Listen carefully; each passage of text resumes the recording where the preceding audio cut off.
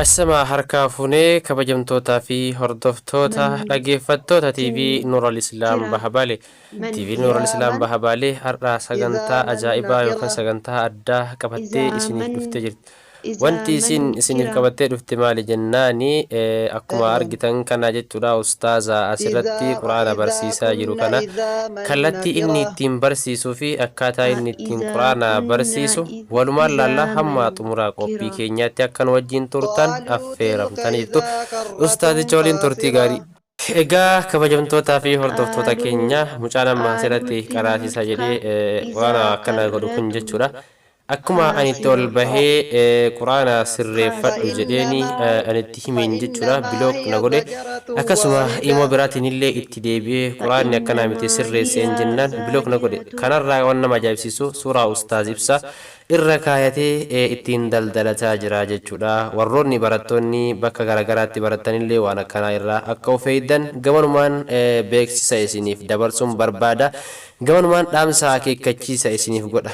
Wayitee waa baratanii fi ثم wayitee iddoo barnootaa deemtanii طيب barnoota زادك الله keessan علما fudhattan نافعا زادك الله bakka itti فهما baratanii ورزقا fi markata itti barattan akkaataa itti baratanii fi nama irratti barattan ilaaluun isinirra haa jiraatu. Ilaaluun isinirra dirqama haa ta'uun isiniin jira.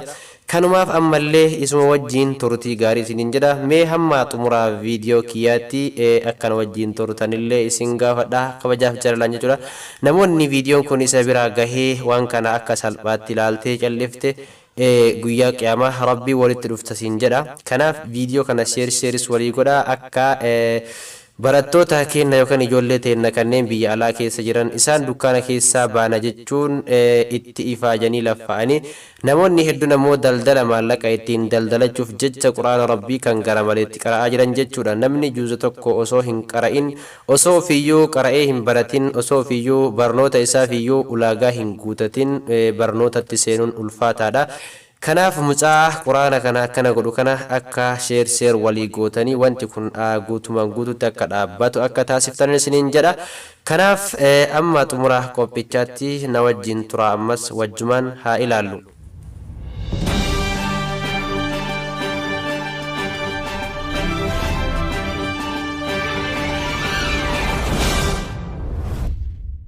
أياك فدما رنسيبا نجاكتي أعوذ بالله من الشيطان الرجيم بسم الله الرحمن الرحيم والنازعات غرقا والناشطات نشطا والسابحات سبها فالسابقات سبقا فالمدبرات الأمر يوم ترجف الراجفة تطبعها رادفة قلوب يومئذ واجفة أبصارها خاشئة يقولون أئنا لمردودون في الحافرة أئذا كنا إذاما نخرة قالوا تلك إذا كرة قاصرة فإنما هي زجرة واحدة فإذا هم بالساهرة هل أتاك حديث موسى إذ نادى ربه بالوالد المقدس طوى اذهب إلى فرعون إنه طغى فقل هل لك إلى أن تزكى وآتيك إلى ربك فتخشى فأراه الآية الكبرى فكذب وعصى ثم أدبر يسعى فحاشر فنادى فقال إن ربكم الأعلى فهكذا هم الله نكال الآخرة والأولى إن في ذلك لعبرة لمن يخشى أيّة ما شاء الله تبارك الله.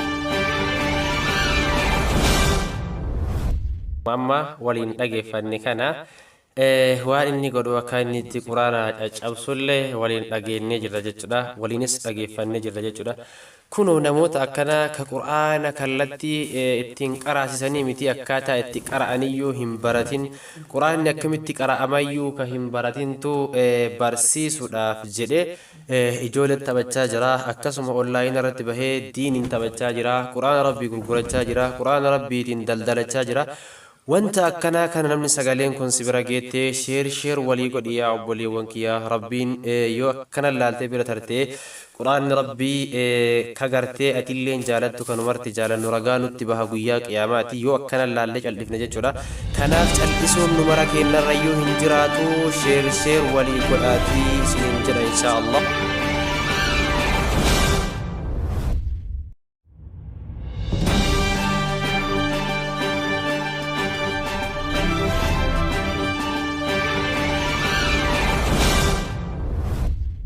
Egaa dhageeffannee walitti deebinee jirra waan ta'eef mee ammallee iddoo kanatti dogongora isaa keessaa bakka takka fudhannee haa laallu mee haa fudhannu. فالمدبرات الأمر ميلان أبوليسو فالمدبرات الأمر سبحان الله لا إله إلا الله تطبعها رادفة أما سنخر الضفا لا سبحان الله نما كان مي من خر الضفا لا هقت أمورك بيتشات ألهتاك حديث موسى إذ نادى ربه بالوالد إذ نادى ربه بالوالد المقدس طوى Egaa akkuma waliin dhageeffannee deebine kana jechuudha.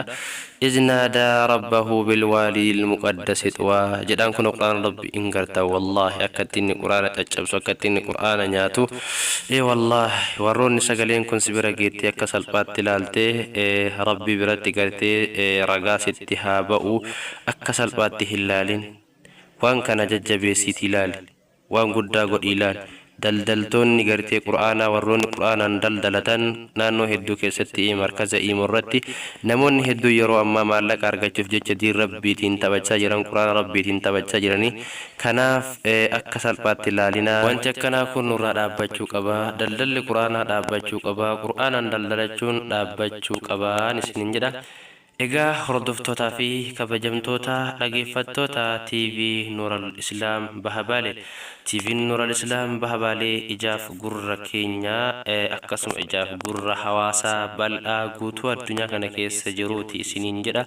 TV Nuural Islaam bira haa dhaabbannu hamilee haa taanuuf isiniin jedha. Wassalaamu alaikum isiniin jedha asumaan nagaatti.